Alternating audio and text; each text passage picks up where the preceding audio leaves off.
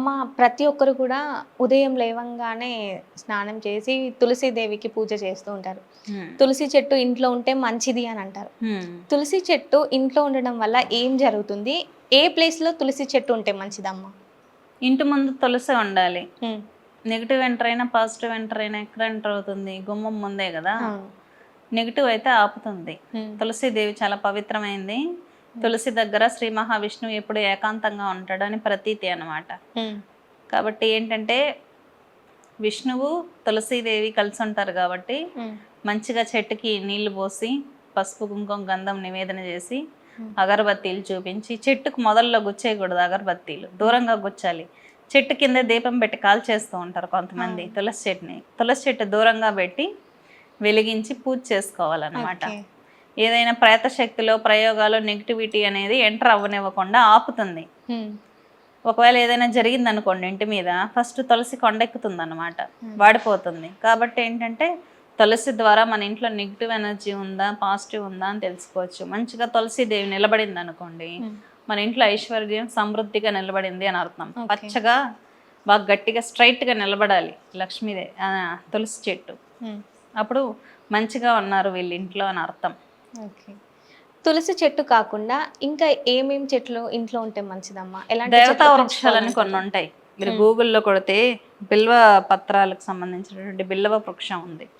ఈ మధ్య గార్డెన్స్ లోనే అమ్ముతున్నారు దేవతా వృక్షాలని. జమ్మి చెట్టు, ఇవన్నీ చాలా మీకు చిన్న చిన్న చెట్ల రూపంలోనే తీసుకొస్తున్నారు. అవన్నీ పెట్టుకొని పూజ చేసినా మంచిదే. చాలా మంది గార్డెన్స్ ఉంటాయి కదా, దేవతా వృక్షాలను కొడితే వస్తాయి. అవి తెచ్చి పెట్టుకొని పూజ చేసినా మంచిదే.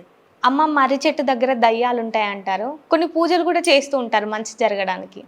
అసలు ఎలాంటి పూజలు చేస్తారమ్మా మర్రి చెట్టు దగ్గర? మర్రి చెట్టు ఏంటంటే పగలు పాజిటివ్ రిలీజ్ చేసి నైట్ నెగిటివ్ రిలీజ్ చేస్తాం. నెగిటివ్ ఎనర్జీ అనేది అంటే కార్బన్ డైఆక్సైడ్ లాగా రిలీజ్ చేస్తూ ఉంటుంది అన్నమాట. కాబట్టి దాన్ని మన పాత తరాల వాళ్ళు దెయ్యము అన్నారు. అంతే, అంతకు మించి ఏం లేదు. కళలు రావడం సహజం. పడుకున్నామంటే పగటి కళలు కూడా కంటూ ఉంటాం.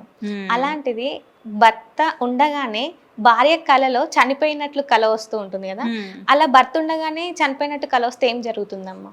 ఏదో ప్రయోగ బాధ ఉంది అని అర్థం. చనిపోయిన వాళ్ళు కనిపించారనుకోండి, చనిపోయిన వాళ్ళు భస్మంతోనో క్లాత్తోనో ప్రయోగాలు చేస్తారు మామూలుగా.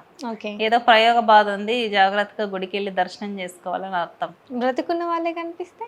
బ్రతికున్న వాళ్ళే కనిపించారనుకోండి, ఎవరైనా హింసిస్తున్నట్టు మన స్వప్నంలో వచ్చింది, పదే పదే ఆ వ్యక్తే వస్తున్నారంటే ఆ వ్యక్తి వల్లే మనకు ప్రయోగం జరిగిందని అర్థం. అంటే భర్త వల్లనే జరిగిందంటారా? భర్త చనిపోయినట్టు కాదు, అంటే వాటికి హింట్స్ ఉంటాయి.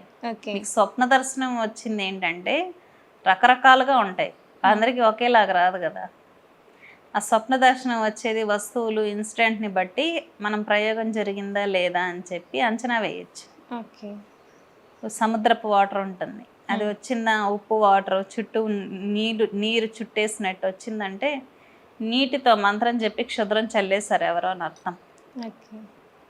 చాలా కళలు వస్తుంటాయి, మంచి జరుగుతుంది, ఈ కళ వస్తే మంచి జరుగుతుంది, ఈ కళ వచ్చినప్పుడు దేవాలయాల దర్శనాలు చేసుకోండి సరిపోతుంది. ఏదన్నా ఉంటే పోతాయి.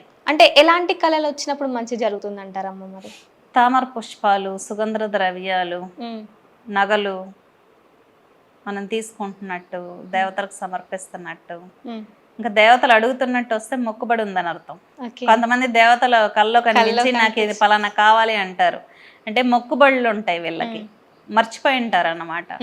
కాబట్టి వాళ్ళు గుర్తు చేస్తారు, పలానా నాకు ఇస్తానన్నావు ఇవ్వలేదు అని. అంటే చెడు జరిగేవి ఎలా ఉంటాయమ్మా మరి? హెరాస్ చేస్తున్నట్టు వస్తాయి, స్వప్నంలో హెరాస్ చేస్తున్నట్టు వస్తాయి చెడువన్నీ. ఓకే. కొంతమంది నాకు పాము కనిపించింది, పంది కనిపించింది, ఏనుగు కనిపించింది, ఇలా ఏంటివో చెప్తూ ఉంటారు కదా, అలా మూగజీవులు కనిపిస్తే ఏం జరుగుతుందమ్మా మరి? ఒక్కొక్క దానికి స్వప్న శాస్త్రం అంటారు దీన్ని. స్వప్న శాస్త్రంలో మీరు గూగుల్లో కొడితే చూసుకోవచ్చు. ఏ పలానా ఇన్సిడెంట్ కనిపిస్తే దానికి రీజన్ ఏంటి అనేది స్వప్న శాస్త్రంలో ఉంటుంది అన్నమాట.